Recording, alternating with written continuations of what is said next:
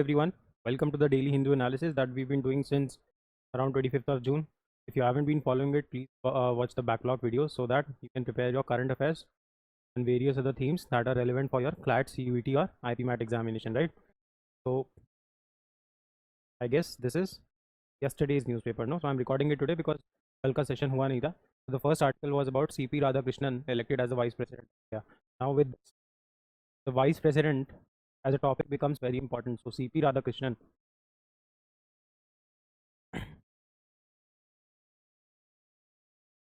your CP Radhakrishnan has become the vice president of India. Now, with this, the vice president as a topic becomes very important, right? There shall be a vice president of India is something which is mentioned in the Constitution of India under Article 63.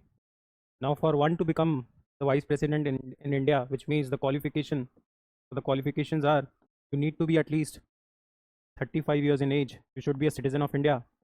You should not be holding any office of profit. And also, which means you should not be drawing salary from the government of India, right? And also,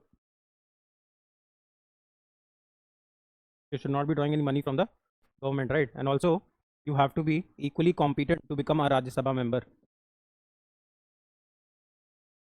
Now, whosoever becomes the vice president of India also becomes the ex officio chairman of Rajya Sabha. The oath of the vice president of India is administered by the president of India. Now, the vice president has two work, like he has two tasks. He acts as the president of India in case the president is dead, has resigned, or has been removed. Right. Also, he acts as the chairman of Rajya Sabha. So, in case of a tie in Rajya Sabha, he has the casting vote. Right. The vice president of India is also the second highest citizen of the country.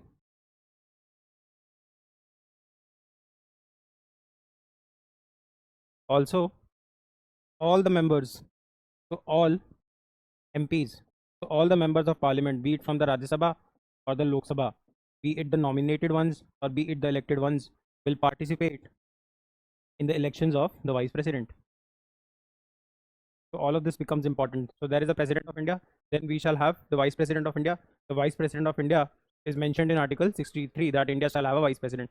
The vice president has two roles. He acts as the the ex officio chairman of the Rajya Sabha. Ex officio means by the very virtue of the fact that he's the vice president of India, he automatically becomes the chairman of Rajya Sabha. He also acts as the acting president in case of death, resignation, or removal of the president of India.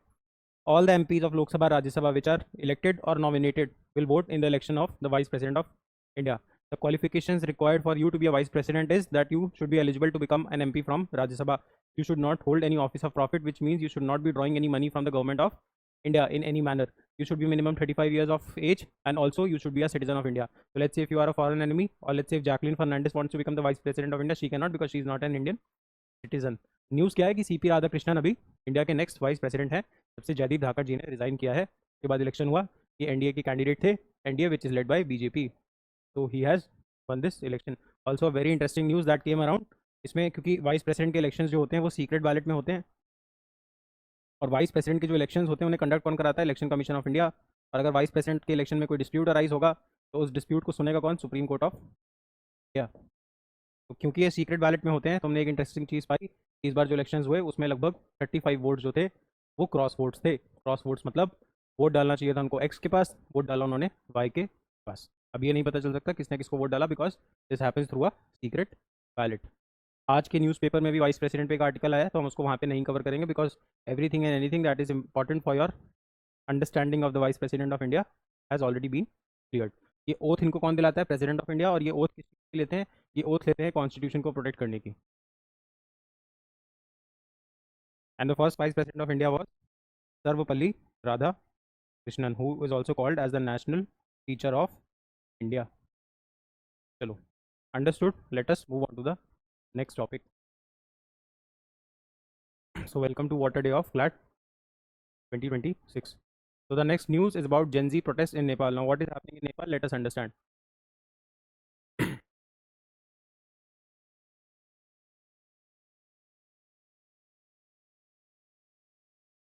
First of all, understand that Nepal is a landlocked country. When I say landlocked, it means it acts as a buffer state between India and China. तो यहाँ पे मान लीजिए India है, here we have Nepal. So it is a landlocked country depending upon India और China for trade. Nepal में basically दो type के लोग रहते हैं. एक तो होते हैं आपके जो नेपाल की माउंटेन वाले रीजन्स में रहते हैं, जो ऊपर का नेपाल है. So let's say this is Nepal.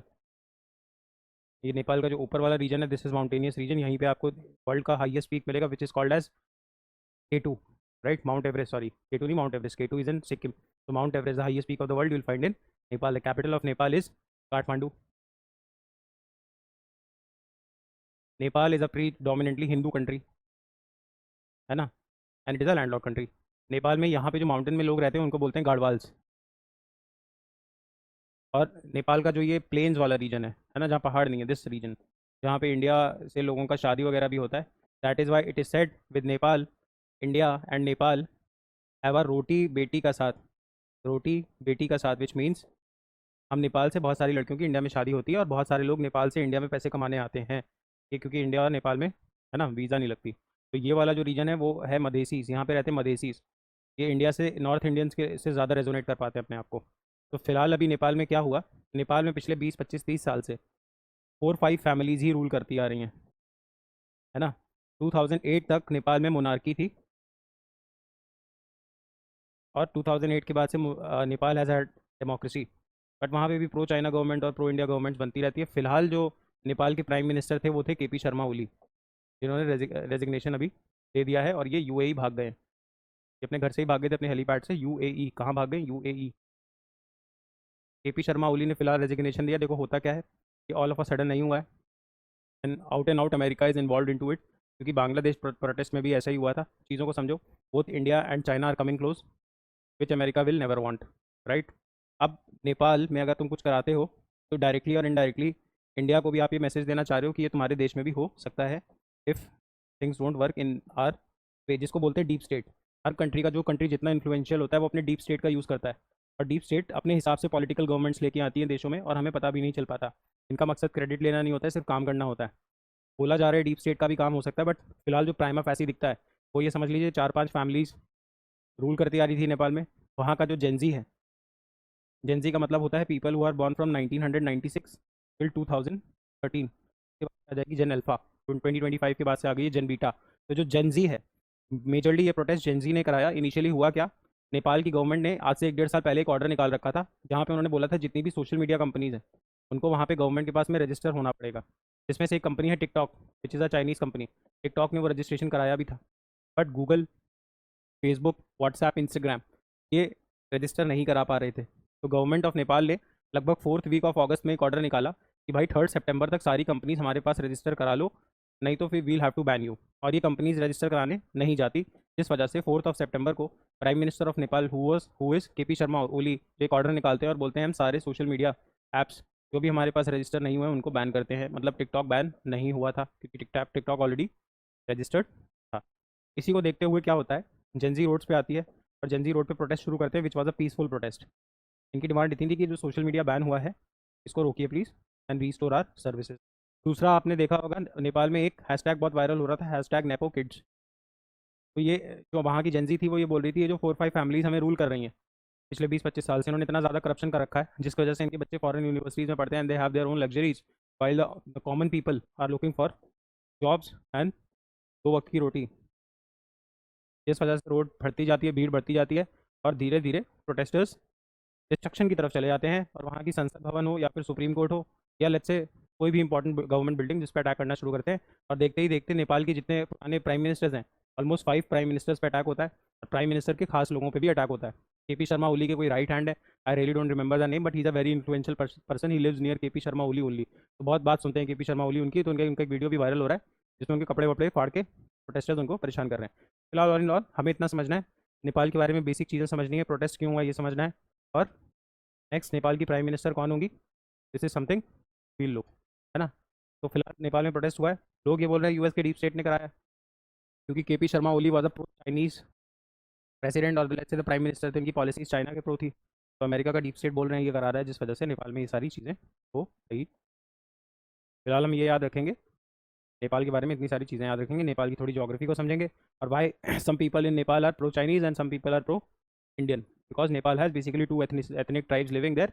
जो पहाड़ पे रहने वाले नेपाली होते हैं उनको बोलते हैं गाढ़वाल, और जो प्लेन्स में रहते हैं उनको बोलते हैं Madhesi. The capital is Kathmandu. It is a predominantly Hindu country, it is a land lock country, buffer state between India and China. और ये धीरे धीरे वहाँ पे डेवलपमेंट्स हो गए हैं। चलो, now let us talk about the Apatani tribe. अब देखिए इसमें आप एक चीज़ नोटिस कर पा रहे होगे, अगर मैं तुमको ये जूम करके दिखाऊं तो तुम इस विमेन के इस नोज पे कुछ देख पा रहे होगे, है ना, इस टाइप के कुछ निशान देख पा रहे होगे। तो अरुणाचल प्रदेश के एक ट्राइब है जिसका नाम है Apatani. Now since tribes have their own methods, हर ट्राइब के अपने मेथड होते हैं जिसको हमें रिस्पेक्ट करना चाहिए और उस कल्चर को रिस्पेक्ट करना चाहिए। तो वहाँ पे क्या होता है, ये अरुणाचल प्रदेश की एक ट्राइब है, और अरुणाचल प्रदेश में हमेशा इन्वेडर्स के अटैक होते रहे हैं। तो जिस वजह से वहाँ पे जो औरतें, ये बड़ा ट्रेडिशनल उनका एक तरीका होता था। जो इन्वेडर्स आते थे आंध्र प्रदेश में उनके एरियाज़ को इन्वेड करने, ताकि वुमेन का एक्सप्लॉइटेशन ना हो। जो वॉरियर्स हैं, जो अटैक करने आए, इन्वेडर्स आए हैं, तो जब उनके हस्बैंड मारे जाएँ, जब वो वॉर हार जाए, तो वहाँ की लोकल वुमेन को, ताकि वो किसी भी फॉर्म में कम से कम तरीके से एक्सप्लॉइट करे, तो they use to have these buns over all their noses. इससे ये कम अट्रैक्टिव दिखना शुरू हो जाती थी और इन्वेडर्स इनसे कम अट्रैक्ट होते थे। न्यूज़ आई है कि अपाथनी ट्राइब में ये जो प्रैक्टिस है अब सिर्फ बूढ़ी औरतों में देखने को मिलती है। तो वहाँ की यंगर जनरेशन हैं, वो अब इस चीज़ में बिलीव नहीं करते, which is right also. Now the thing that we should remember is the capital of Arunachal, which is Itanagar. Arunachal shares boundary with China and with Myanmar also, and this is the tribe which belongs to Arunachal. चलो अब इस पे आ जाओ, under sea cable cut. अब ये क्या है under sea cable cut?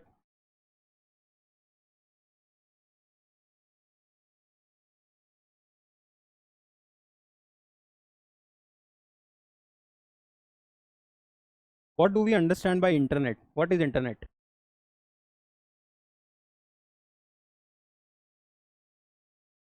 सी, अब this is let's say the whole world.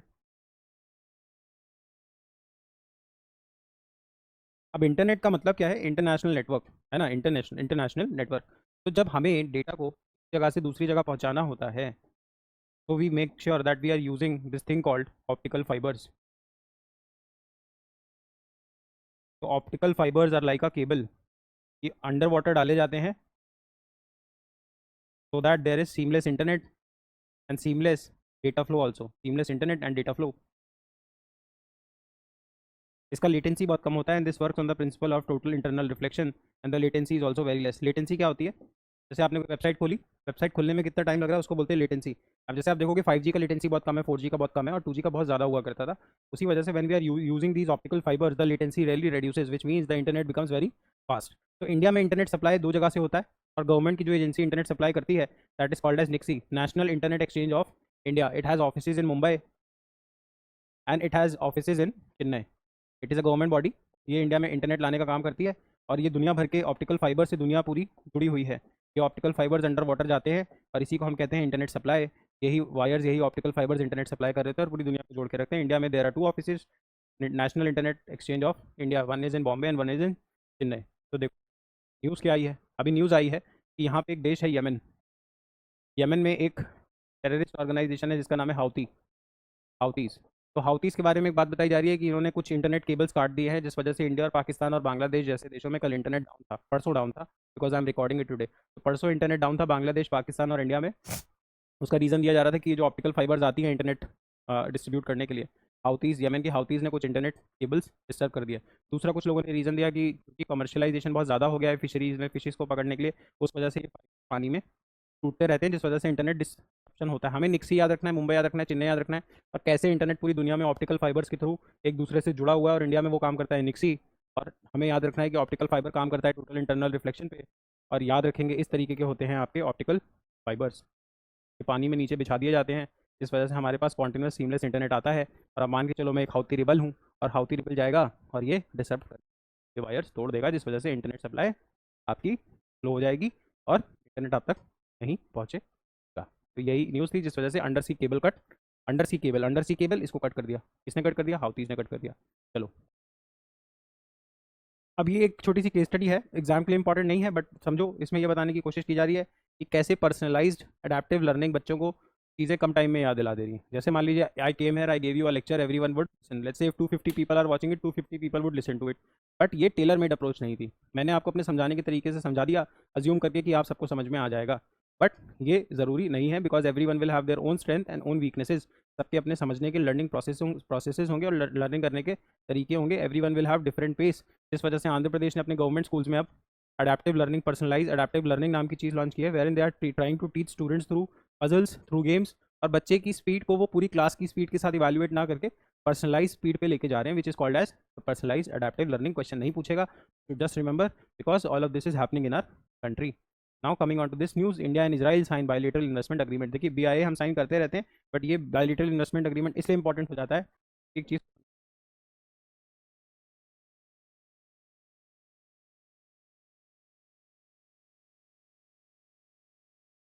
मान के चलो, यहाँ पे US में बैठा है कोई इन्वेस्टर, ठीक, तो लगता है कि इंडिया का मार्केट बूम कर रहा है, चलो let's go and invest in India.